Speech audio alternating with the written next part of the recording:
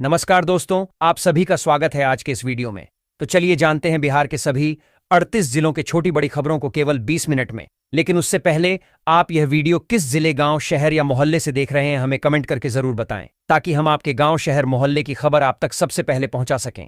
अगर खबरें आपको पसंद आएं तो हमारे वीडियो को लाइक करके चैनल को सब्सक्राइब जरूर करें। भरवाई में विद्युत विभाग की ओर से स्मार्ट मीटर लगाने के विरोध में स्थानीय लोगों, विशेषकर महिलाओं ने प्रदर्शन किया गया।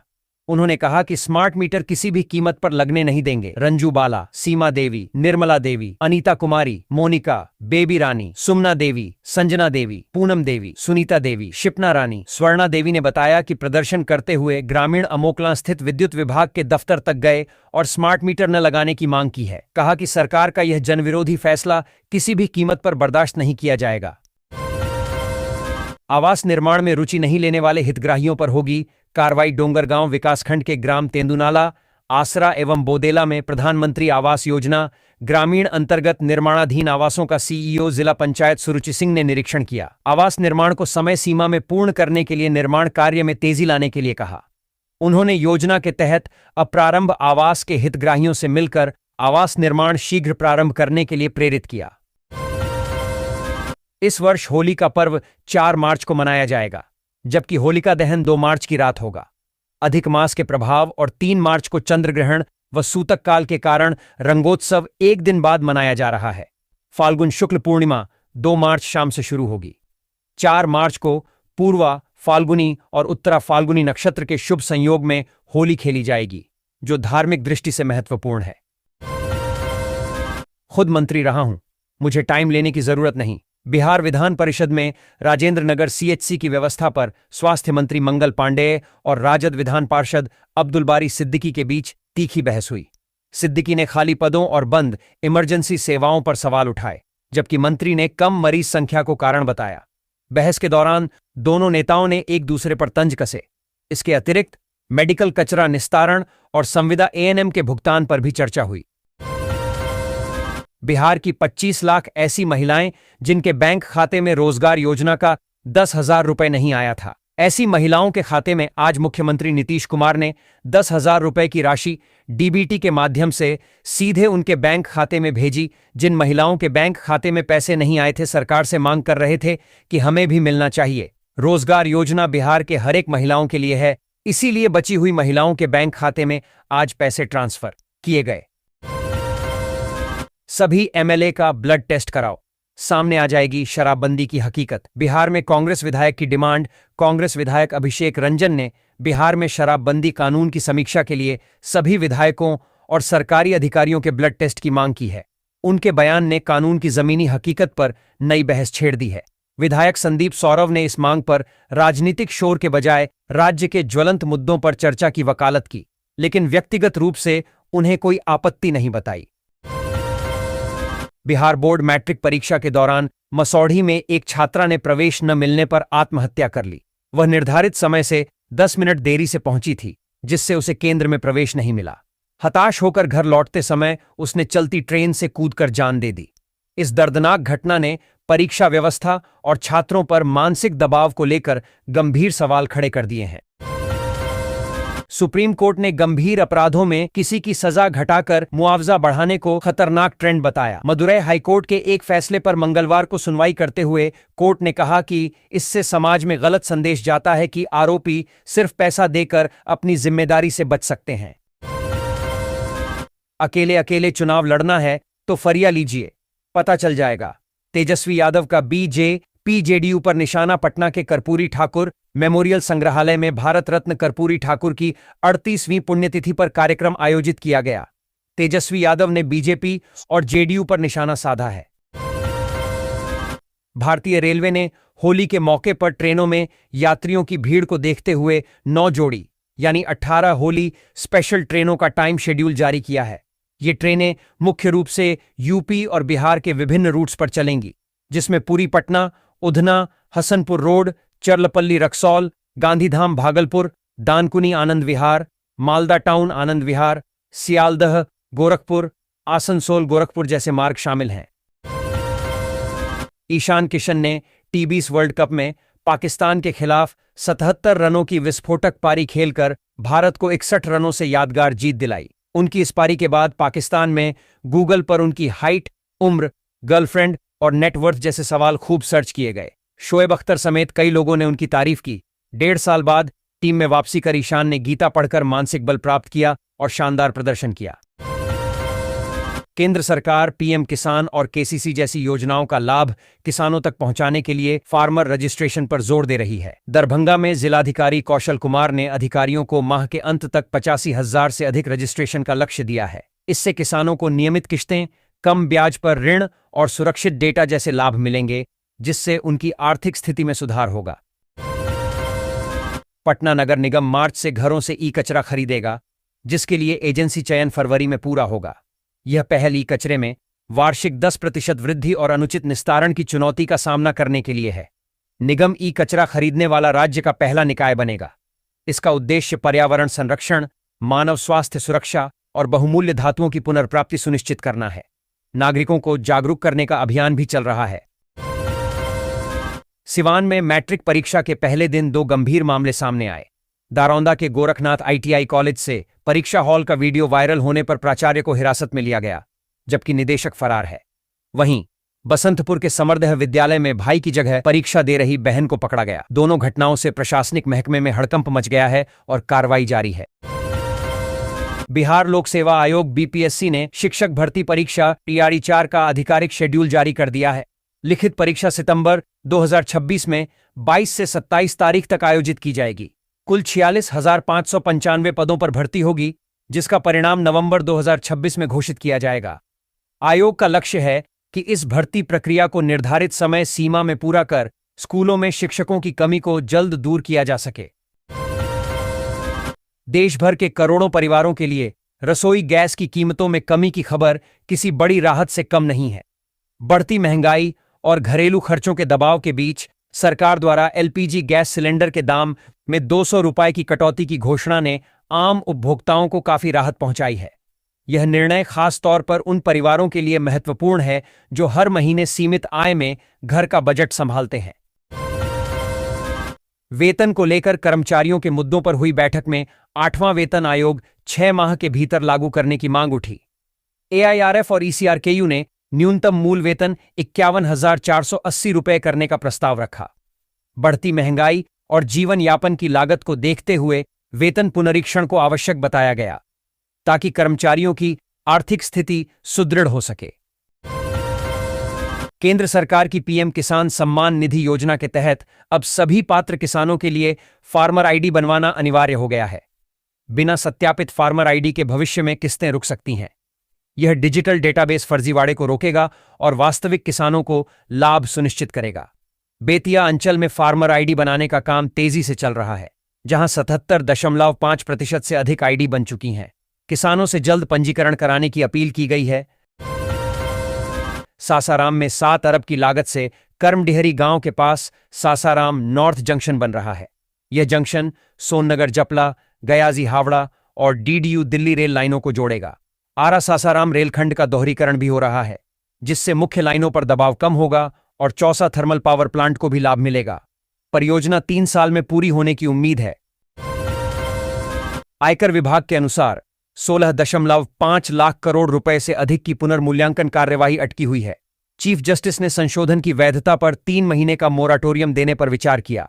मामले की अगली सुनवाई 6 अप्रैल तक स्थगित कर दी गई है। संशोधन के बाद सभी नोटिस और आकलन कार्यवाही फिर से जीवित हो जाएंगी, जिससे आयकर प्रक्रिया में तेजी आएगी। बिहार के प्रशासनिक गलियारों से लेकर विधानसभा तक इन दिनों आईएएस नीलेश रामचंद्र देवरे का नाम चर्चा का केंद्र बना हुआ है। विवाद की जड़ पिछले साल जुलाई में उनके द्वारा परिवार के साथ की गई चार्टर प्लेन की यात्रा है। विपक्ष, खास तौर पर आरजेडी, इस यात्रा के खर्च और औचित्य पर सवाल उठा रहा है, जबकि सत्ता पक्ष के मंत्री अशोक चौधरी ने इसे जातिगत और राजनीतिक रंग देते हुए अधिकारी का बचाव किया है। मुजफ्फरपुर के लोगों के लिए एक बड़ी खुशखबरी सामने आई है। लगभग 57 सालों के लंबे इंतजार के बाद मुजफ्फरपुर का पताही हवाई अड्डा एक बार फिर आसमान छूने को तैयार है। भारतीय विमानपत्तन प्राधिकरण एआई ने इसके विकास के लिए टेंडर जारी कर दिया है। फरवरी 2026 में नया बजट लागू होते ही बाजार में हलचल बढ़ गई है। सरकार ने जीएसटी दरों में बदलाव करते हुए आम जनता और व्यापार दोनों को प्रभावित करने वाले कदम उठाए हैं। बजट में रोजमर्रा की आवश्यक वस्तुओं को सस्ता करने और विलासिता से जुड़ी चीजों पर टैक्स बढ़ाने का फैसला किया गया है। इसका असर सीधे उपभोक्ताओं की जेब और घरेलू बजट पर पड़ेगा। पटना में सभी कोचिंग संस्थान अब सख्त निगरानी में रहेंगे। डीएम और एसएसपी ने बिहार कोचिंग संस्थान अधिनियम के प्रभावी क्रियान्वयन के लिए निर्देश दिए हैं। जिलास्तरीय निगरानी समिति गठित की गई है जो सुरक्षा मानकों की जांच करेगी।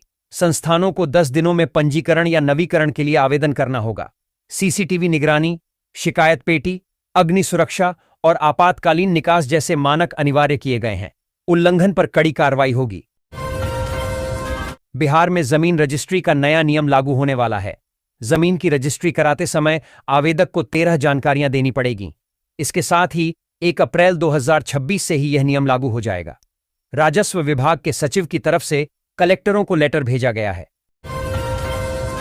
बिहार में 80 वर्ष से अधिक उम्र के बुजुर्ग अब घर बैठे अपनी जमीन की रजिस्ट्री करा सकेंगे। सबका सम्मान जीवन आसान पहल के तहत ई निबंधन पोर्टल पर 400 रुपये का शुल्क देकर ऑनलाइन आवेदन करना होगा। मोबाइल रजिस्ट्रेशन यूनिट घर आकर प्रक्रिया पूरी करेगी। यह व्यवस्था 1 अप्रैल से लागू होगी, जिससे बुजुर्गों को काफी राहत मिलेगी और धोखाधड़ी रुकेगी। दनियावां हुलासगंज मार्ग के चौड़ीकरण और सुदृढ़ीकरण के लिए 330 करोड़ रुपए से अधिक की विस्तृत योजना तैयार की गई है। यह 44.155 किमी लंबा मार्ग अत्यधिक संकीर्ण होने के कारण जाम और दुर्घटनाओं का कारण बनता है। इस परियोजना से यातायात सुगम होगा, क्षेत्रीय विकास को गति मिलेगी और दुर्घटनाओं में कमी आएगी। स्थानीय लोग लंबे समय से इसकी मांग कर रहे थे और अब सरकार की पहल से उम्मीद जगी है। खगड़िया के मॉडल स्कूलों में 9वीं कक्षा में नामांकन के लिए आवेदन की अंतिम तिथि 20 फरवरी है। राज्य शिक्षा शोध एवं प्रशिक्षण परिषद द्वारा संचालित इन स्कूलों में दूर दराज के छात्रों को आधुनिक शिक्षा मिलेगी। यहां नीट, जेईई जैसी प्रतियोगी परीक्षाओं की तैयारी, स्मार्ट क्लासरूम और प्रयोगशालाएं होंगी। नामांकन के लिए आय सीमा की बाध्यता नहीं है। प्रवेश परीक्षा 11 मार्च को होगी।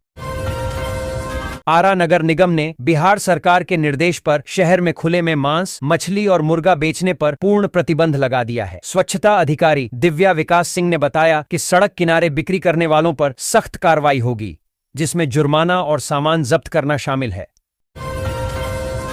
तेजस्वी यादव ने घोषणा की है कि राजद बिहार से बाहर अपना आधार बढ़ाएगी और धर्मनिरपेक्ष वोटों के बंटवारे से बचने के लिए अन्य राज्यों में चुनाव न लड़ने की पिछली नीति को छोड़ेगी। कर्पूरी ठाकुर की पुण्यतिथि पर बोलते हुए उन्होंने कहा कि राजद का लक्ष्य राष्ट्रीय पार्टी का दर्जा हासिल करना है। मार्च से पार्टी को मजबूत करने का अभियान शुरू होगा, जिससे पार्टी की राष्ट्रीय उपस्थिति बढ़ेगी। चुनाव आयोग ने बिहार की 5 राज्यसभा सीटों के लिए चुनाव कार्यक्रम घोषित किया है, जिसमें 16 मार्च को मतदान और मतगणना होगी। जदयू भाजपा 2-2 सीटें आसानी से जीत सकते हैं। 5वीं सीट पर चिराग पासवान अपनी मां के लिए दावेदारी कर रहे हैं, जिसके लिए अतिरिक्त समर्थन चाहिए। उपेंद्र कुशवाहा का दोबारा मौका मिलना मुश्किल है, जबकि नितिन नवीन के राज्यसभा जाने पर सस्पेंस खत्म हो गया है। महागठबंधन 1 सीट जीत सकता है, जो तेजस्वी यादव के लिए परीक्षा है। बिहार विधान परिषद में मंत्री अशोक चौधरी और राजद विधान पार्षद सुनील कुमार सिंह के बीच नकली डिग्री को लेकर तीखी नोकझोंक हुई। सुनील सिंह ने चौधरी की शैक्षणिक योग्यता पर सवाल उठाए। इस पर अशोक चौधरी ने आरोप साबित होने पर इस्तीफा देने की चुनौती दी और सुनील सिंह से माफी मांगने को कहा। हंगामे के बाद सभापति ने हस्तक्षेप कर विवादित टिप्पणियों को कार्यवाही से हटाने का निर्देश दिया। राजद सांसद सुधाकर सिंह ने बिहार के मुख्यमंत्री नीतीश कुमार से बिल गेट्स और गेट्स फाउंडेशन से सभी संबंध तोड़ने की मांग की है। उन्होंने सीएम को पत्र लिखकर एपस्टीन मामले में बिल गेट्स के नाम का हवाला दिया। सिंह ने नैतिकता और पारदर्शिता का सवाल उठाते हुए बिहार में फाउंडेशन के सहयोग की समीक्षा करने को कहा है, जिससे राज्य की राजनीति में हलचल तेज हो गई है। देश भर में राज्यसभा की 37 सीटों पर चुनाव की घोषणा हो गई है, जिसमें बिहार की 5 सीटें भी शामिल हैं। चुनाव आयोग ने विस्तृत कार्यक्रम जारी किया है। 16 मार्च को मतदान और उसी दिन मतगणना होगी।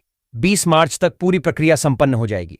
बिहार में अमरेंद्रधारी सिंह, प्रेमचंद गुप्ता, रामनाथ ठाकुर, उपेंद्र कुशवाहा और हरिवंश नारायण सिंह का कार्यकाल समाप्त हो रहा है, जिससे राज्य में सियासी हलचल तेज है।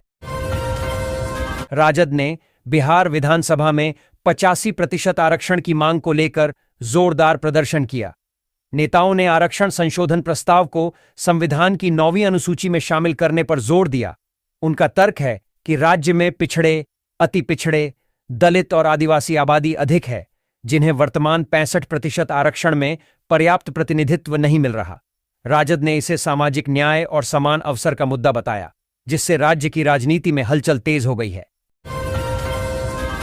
बिहार में होली की तारीखों को लेकर असमंजस है। ज्योतिषियों के अनुसार होलिका दहन 2 मार्च को भद्रा काल के बावजूद किया जाएगा। रंगों की होली 3 मार्च को चंद्र ग्रहण और सूतक काल के कारण नहीं खेली जाएगी। शुभ योगों के चलते 4 मार्च को होली मनाने की सलाह दी गई है।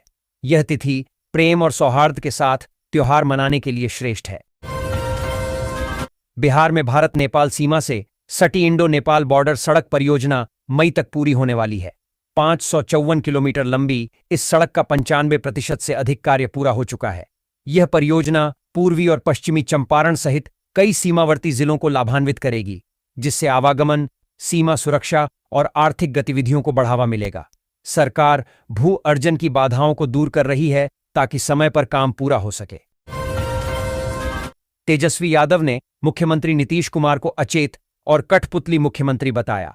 आरोप लगाया कि सरकार भ्रष्ट अधिकारियों द्वारा चलाई जा रही है। नीतीश ने पलटवार करते हुए तेजस्वी से 2024 में सरकार गिराने के लिए विधायकों को दी गई राशि पर सवाल उठाया।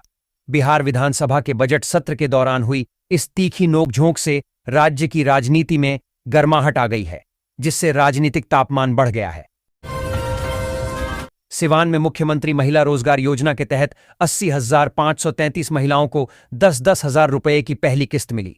कुल 80.53 करोड़ रुपए सीधे उनके बैंक खातों में हस्तांतरित किए गए। यह राशि महिलाओं को लघु व्यवसाय, पशुपालन जैसे स्वरोजगार शुरू करने में मदद करेगी, जिससे वे आत्मनिर्भर बनेंगी। अधिकारियों ने इसे महिला उद्यमिता और ग्रामीण अर्थव्यवस्था को मजबूत करने वाला कदम बताया। डेहरी ऑन सोन की 1.5 शताब्दी पुरानी पश्चिमी मुख्य नहर का 518 करोड़ रुपए की लागत से आधुनिकीकरण होगा। बिहार जल सुरक्षा एवं सिंचाई आधुनिकीकरण परियोजना के तहत 18.50 किमी नहर का पक्कीकरण किया जाएगा। इससे पानी का रिसाव कम होगा, सिंचाई क्षमता बढ़ेगी और नहर का जीवन काल भी बढ़ेगा। नगर में विद्युत व्यवस्था सुधारने के लिए पुराने विद्युत केबल हटाकर नए केबलीकरण का कार्य किया जा रहा है। तलेन क्षेत्र में यह कार्य पिछले कुछ दिनों से लगातार जारी है। नगर में केबलीकरण की शुरुआत मुख्य मार्ग से की गई थी। सोमवार को होलकरवाड़ा, राम मंदिर क्षेत्र और मदरसा क्षेत्र की बिजली बंद कर पोलों पर केबलीकरण का कार्य किया गया। प्रयागराज से गुजरने वाले Chitrakoot Varanasi greenfield high speed highway की डिजाइन को भारतीय राष्ट्रीय राजमार्ग प्राधिकरण ने मंजूरी दे दी है। 249 किमी लंबे इस 6 लेन कॉरिडोर के लिए डीपीआर बनाने का काम भोपाल की कंपनी को सौंपा गया है। यह हाईवे चित्रकूट से वाराणसी की दूरी लगभग 2.5 घंटे में पूरी करेगा और प्रयागराज के 12 करछना व मेजा तहसीलों से गुजरेगा।